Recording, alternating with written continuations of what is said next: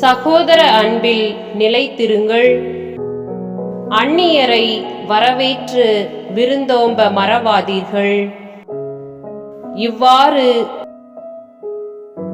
விருந்தோம்பியதால் சிலர் தாங்கள் அறியாமலே வானதூதர்களை மகிழ்ச்சிப்படுத்தியதுண்டு.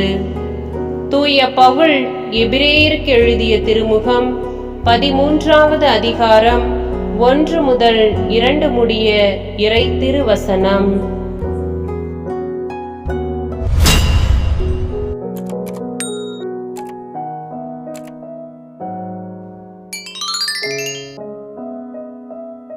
சகோதர அன்பில் நிலைத்திருங்கள். அந்நியரை வரவேற்று விருந்தோம்ப மறவாதீர்கள்.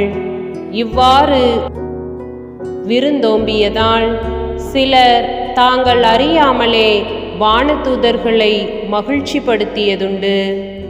தூய பவுல் எபிரேயருக்கு எழுதிய திருமுகம் 13வது அதிகாரம் 1 முதல் 2 முடிய இறை திருவசனம்.